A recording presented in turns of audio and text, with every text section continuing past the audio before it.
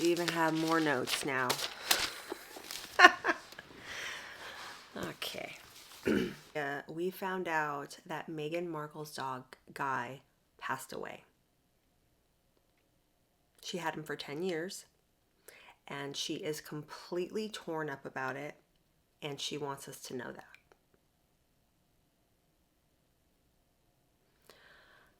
I think that she's a cautionary tale. I think that she is treading into some kind of scary and even dangerous territory with this latest calculated media move that she's made. She's done it on social media. She's done it on her Instagram. Of course, comments are disabled. The post is wrought with emotion. Alongside the post, she put a little video montage of her dog, her husband, and the back of the heads of her children. And I just wanted to talk about it because I really think that she is the type of person that is counting on all of us to have one of two reactions.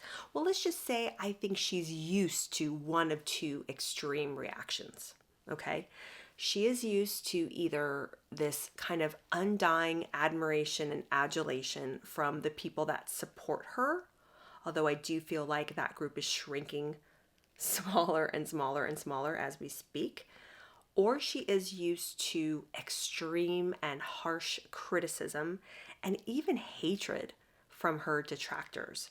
She's used to one of those two extremes, but what she's not used to is what I'm going to try to present to you today.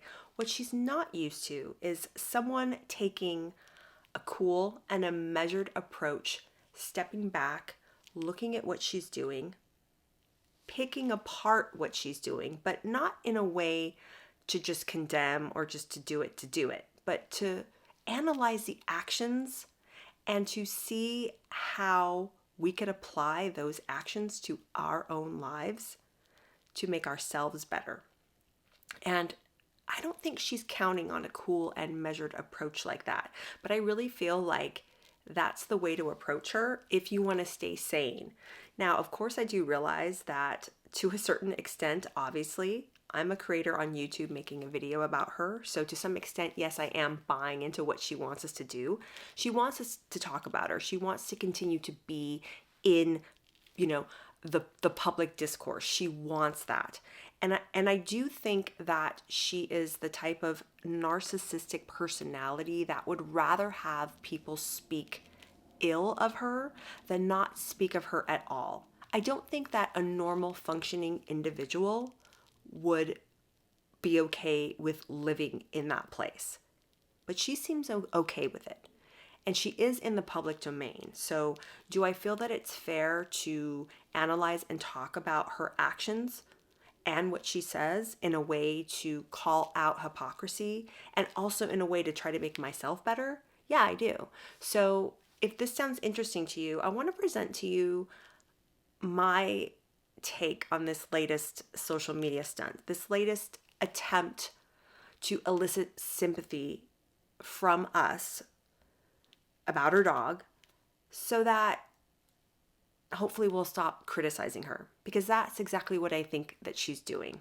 So most of us have somebody in our lives, whether it's a close relationship or, an acquaintance, someone you work with. More than likely, you have somebody in your life that is always put upon, right? They're always complaining. They have a laundry list of grievances. They're a victim. Someone is always doing something to them or not doing something to them. They are completely unable, it seems, to take any type of personal responsibility or accountability for their actions. It's always somebody else's fault.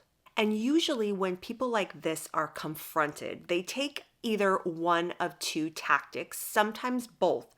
Usually the most common tactic that a person like this will take is they will just completely deflect. You will confront them on something. You will let them know that you feel that, an injustice has been committed, you've been treated unfairly, they've done something that is wrong or unjust, and you're coming to them with this and you would like to clear the air and talk with them about it. Usually what happens, they will deflect. They will immediately deflect and try to put the focus back on you and something you've done to them. And in that way, they don't take responsibility and they do not take accountability.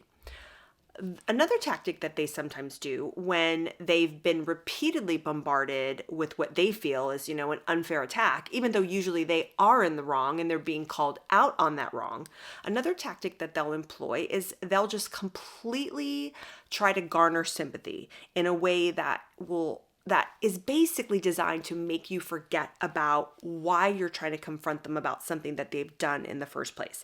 So if they can't deflect, if that's not working, if they can't talk or lie their way out of a situation, they'll just immediately try to just turn everything on its head and elicit sympathy from you. Usually it's something that has absolutely nothing to do with anything, but it's completely designed to stop you, to shut you down, and to make you feel like if you proceed any further in trying to get an explanation for their behavior, that something's wrong with you because they're going through something so horrible and so awful that you should be sympathizing with them, not criticizing them. And that's exactly what I feel like Meghan Markle is doing in this particular instance. We all know that she released that Netflix trailer for that cooking show that she's releasing, and it was met with universal backlash. I mean, it was globally panned. Netflix did not turn the comments off for this trailer. It was insane. I think there was only maybe about 13K likes to all of those dislikes, over 100,000. And the latest rumor mills all over the internet and somewhat reliable sources are all reporting that she is intensely upset about this, like beyond angry, that she is demanding that people at Netflix be fired. She's demanding that the PR team involved with this entire trailer, was sabotaging her by using unflattering outtakes or takes or whatever it is. She is just not happy. That's what the rumor mill is just swirling all around, that she is pointing fingers and she is not to blame. I don't really think that she is aware that people just don't like her, that it has nothing to do with this material that she's putting out with this show. Who knows? But for whatever reason, she is realizing that people are just not buying what she is selling, especially since her and her husband left the royal family. It has been 5 years of just constant complaining, constant airing of family dirty laundry, both personal and professional. It's just been constant complaining, moaning, and whining. But at the same time, they're trying to present this persona of humanity and compassion and philanthropy. And they're, the champions of the underdog. And they're just so humble. And people just aren't buying it. Not when we see the glaring hypocrisy between what they say and what they do. And it's that glaring hypocrisy over the last 5 years that really does have people just fed up. So now that this Netflix trailer has launched and received the amount of criticism and backlash that it's been receiving, she can't really stop it. Netflix has not turned off the comments. She can't stop this tidal wave of criticism. So that's why I feel that she is now employing that second tactic that I believe narcissistic personalities like her use a lot. And if she can't deflect from it, she is going to present to you a personal catastrophe going on in her life in order to solicit sympathy from you so that you will stop and you will feel bad about yourself if you continue to criticize her or her actions. She's really used to employing both of these tactics of deflection to shut her critics down immediately by trying to point out their faults, or trying to elicit sympathy from others so that will shut them down and stop them from criticizing her. She's used to using both of those types of tactics. And I think the reason why they don't work anymore is because there's been years and years and years of people just observing these glaring contradictions in what she says and what she does. And it started very, very early upon her entrance into the royal family. When she first came in, she tried to present this image of like this shy, demure, almost Diana-like figure who, just basically gave up her entire life to marry Harry and to, conform to his family and their expectations of her. And that image that she was trying to present was in direct contradiction to the way that people were starting to notice the way that she would speak and carry herself at a lot of royal events. And you know what I'm talking about, when she would constantly push Harry aside so that she could get the first handshake or that she could get the first greeting. Royal protocol is very, very simple. It's somewhat strict, but it's simple. And it's just something that is not too hard to follow. The blood royal always is introduced first and goes first, and the spouse follows. And she would never observe that. She would always push her way past him. She would always want to enter and exit meetings and events first.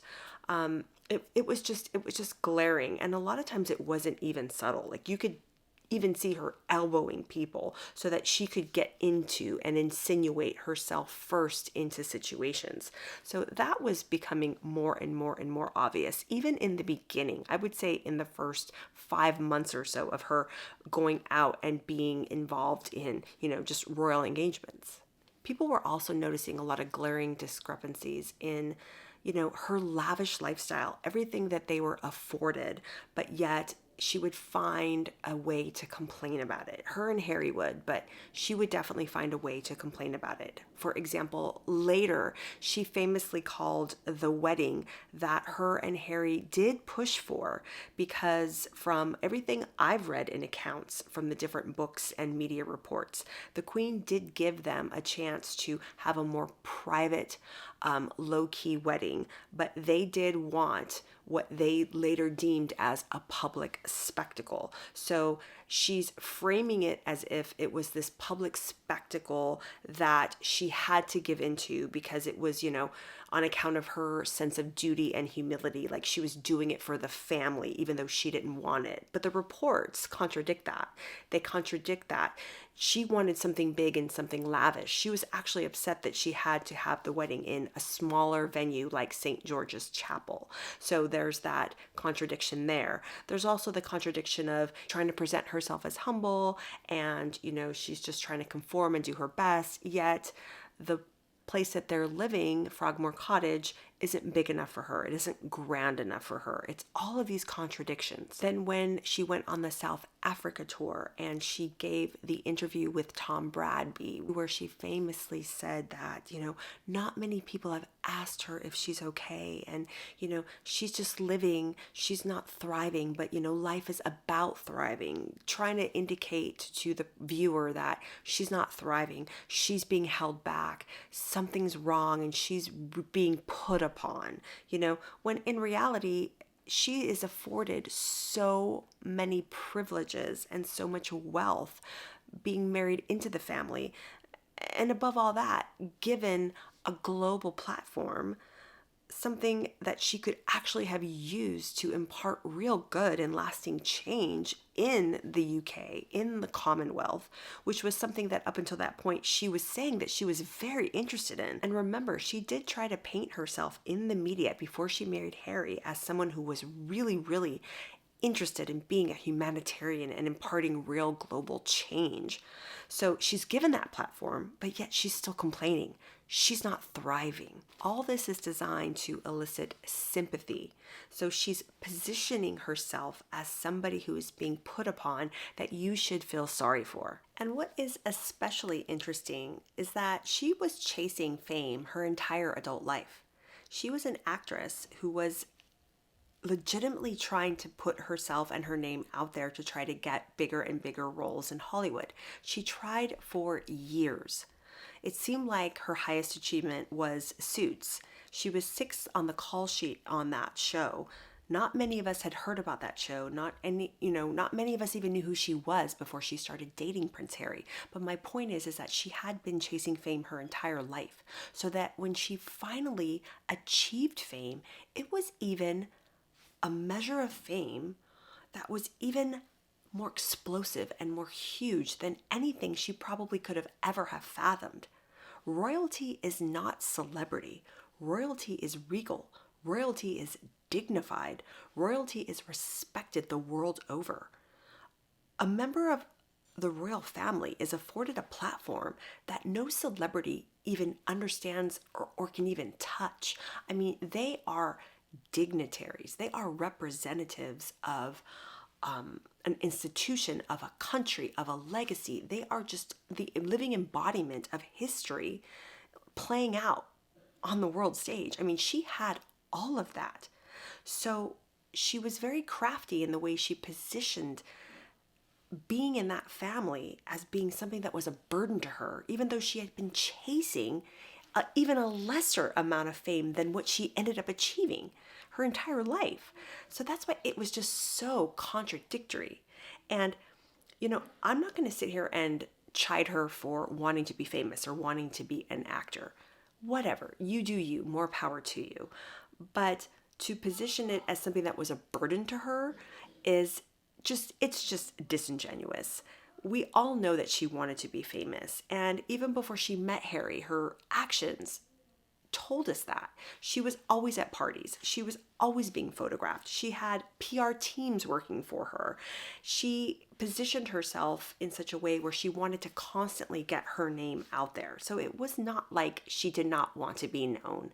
She wanted to be known. So seeking fame, seeking attention any way that you can, trying to use all these different means to achieve your ends, but then getting very upset when you are being criticized for those means and trying to deflect or trying to garner sympathy to detract from the fact that you've done anything wrong.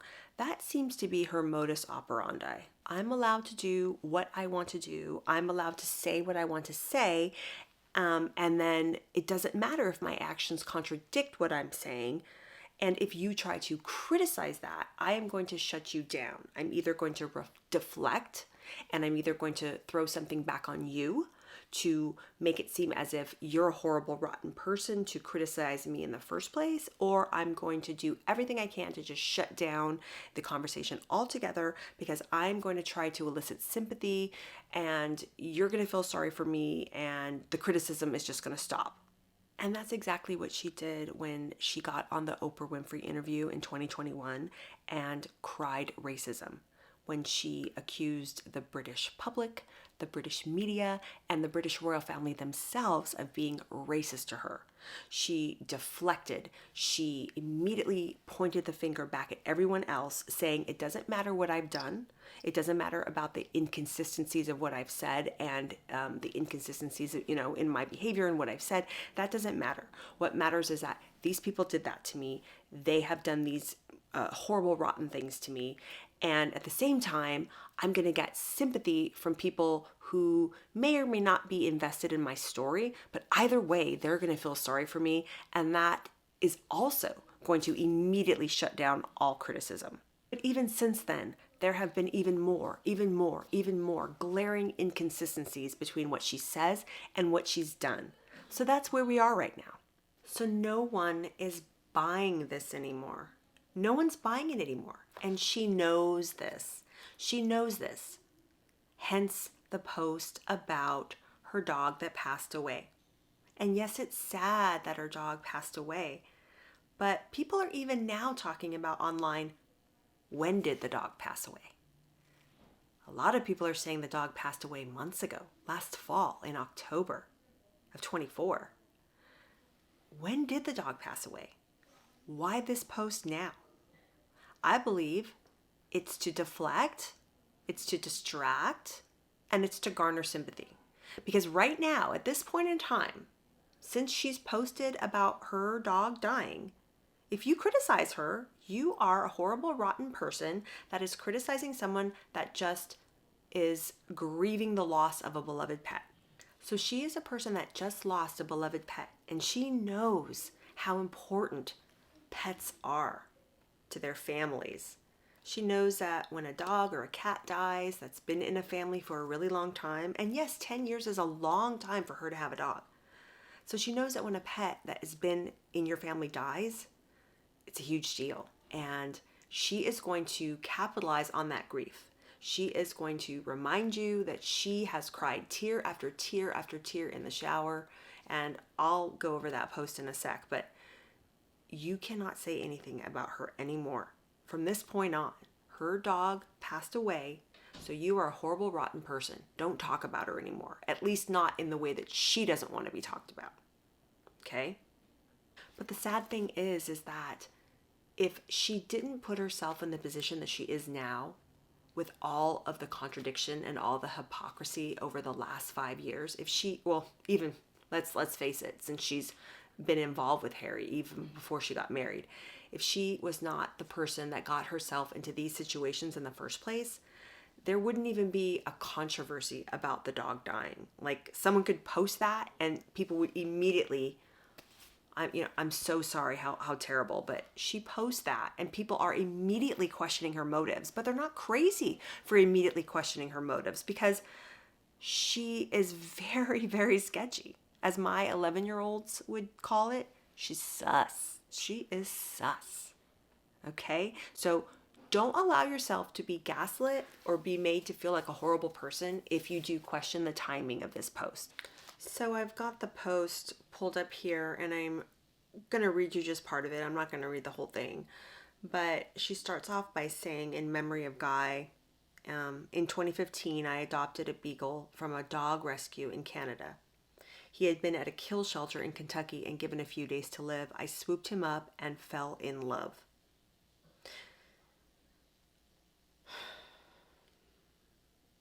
That's sad. I mean, kill shelter. No one wants that.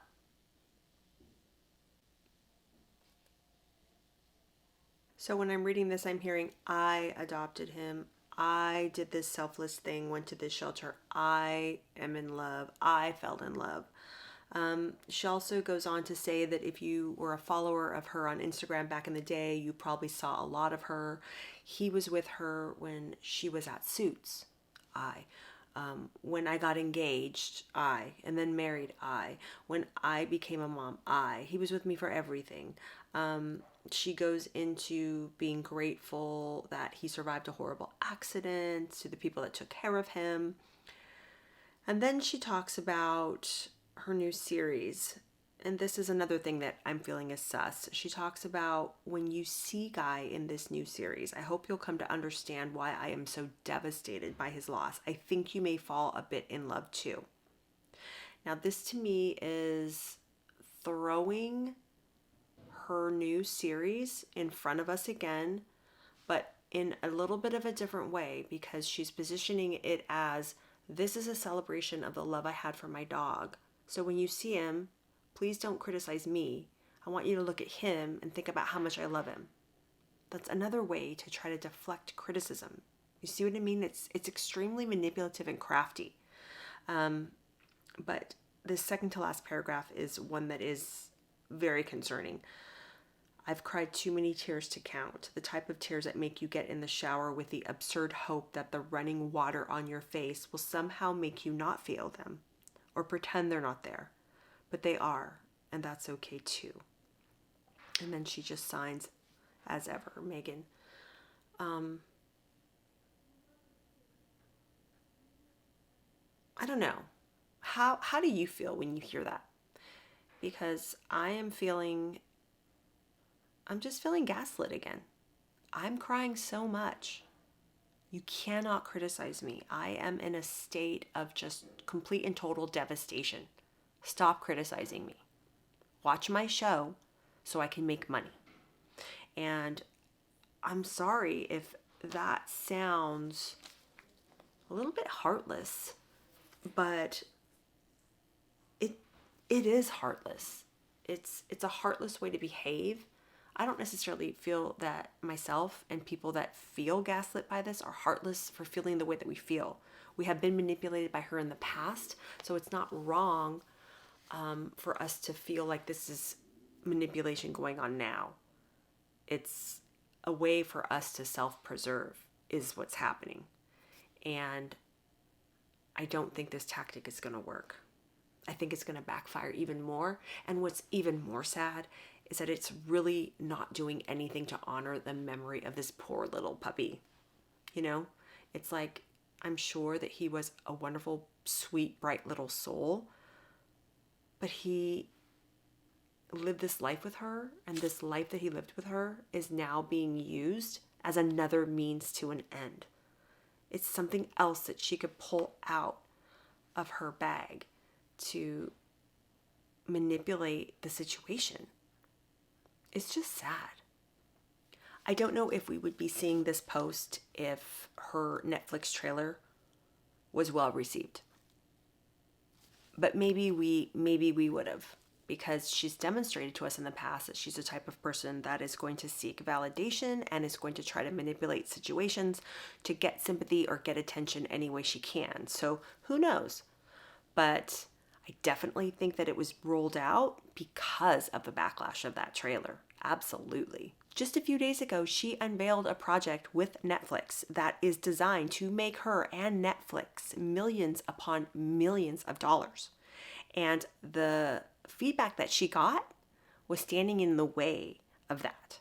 She couldn't have that. So that's why she's doing this. She has to shut down the criticism, and she has to silence the detractors.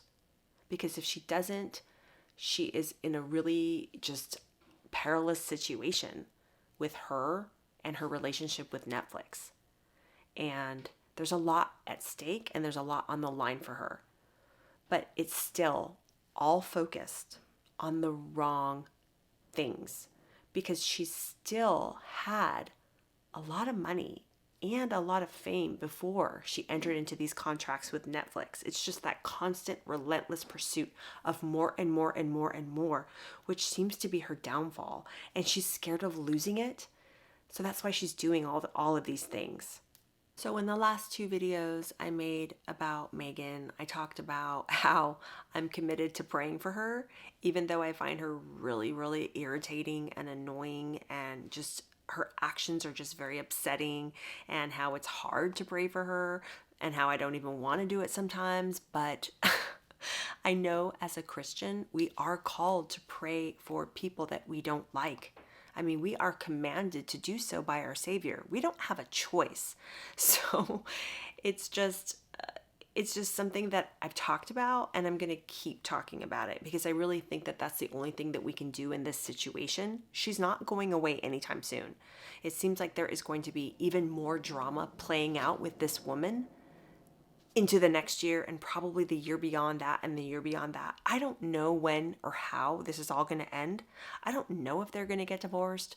I don't know what's going to happen there. I have my predictions, but getting back to the whole prayer thing, and, you know, reading you guys' comments and the different reactions, I was watching a video, Father Winston, and I will link that video down below if you're interested in watching it. It's a different way to look at it, especially if you look at someone like her and you think there is no way, and I would rather pray for the people that she's wronged than her, because she is irredeemable. And that might be true. But again, we are called to do it. We don't have a choice.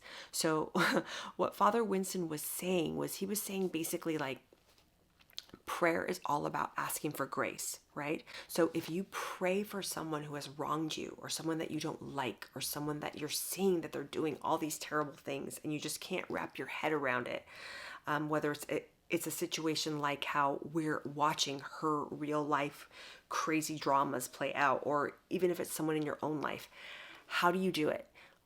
Why? So when you're praying for somebody that you don't like or who has wronged you, first and foremost, you're imparting grace onto yourself.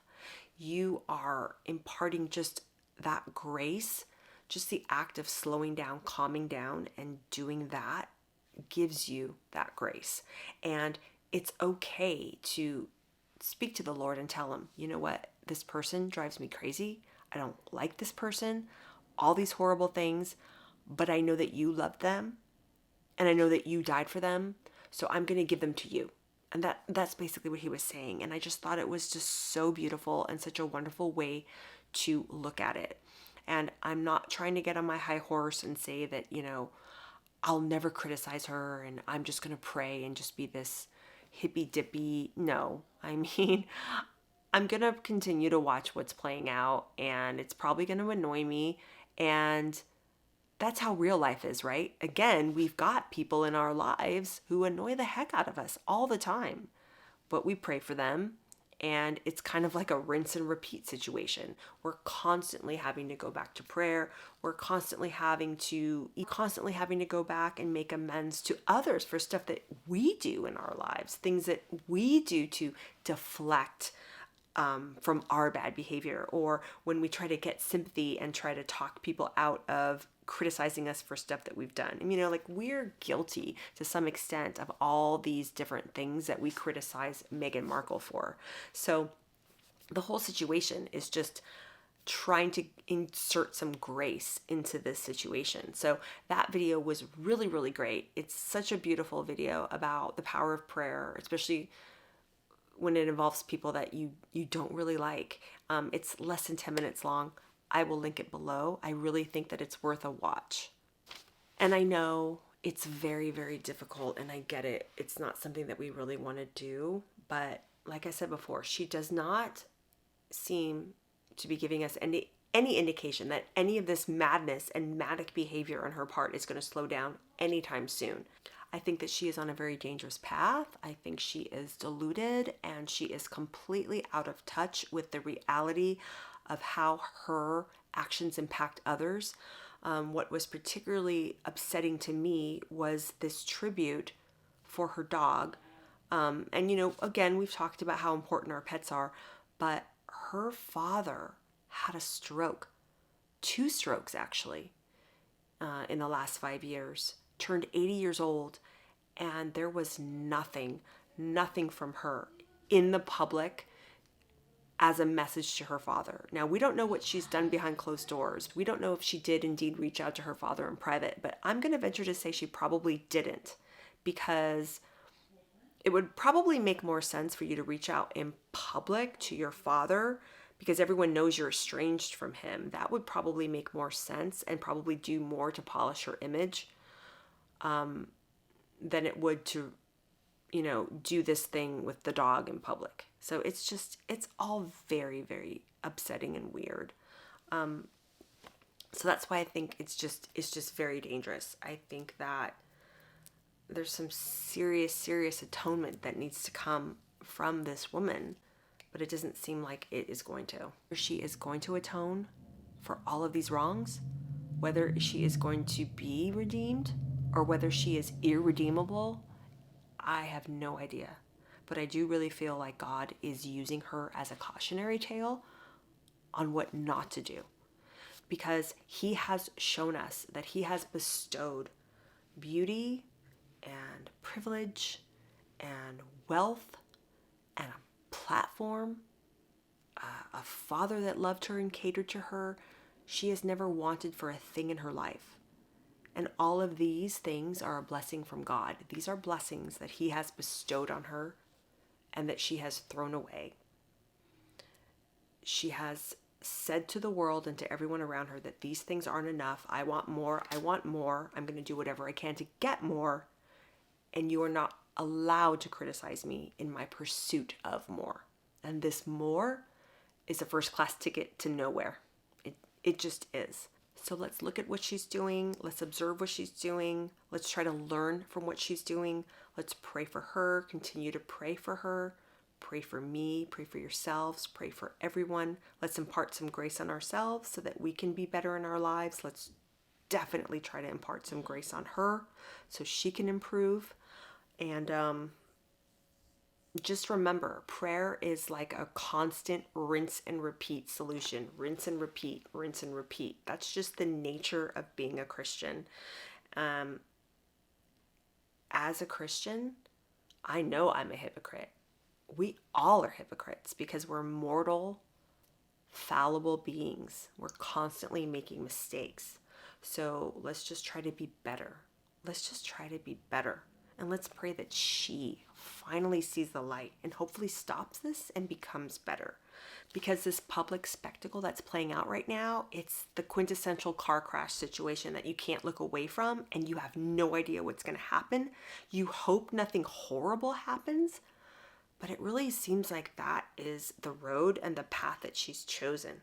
So I pray to God that he saves her from this terrible path because it does not look good. So I'm going to end there. I hope you enjoyed the video. If you did, please like it. Please subscribe to the channel if you haven't. I would love to have you. I have had the privilege of having so many of you watch my videos lately and subscribe to my channel. Yes, I am talking about the royal family in these past few videos that I've been posting. I've been a lover of the family for a really long time, and there's a lot going on right now, so that's why I'm talking about it.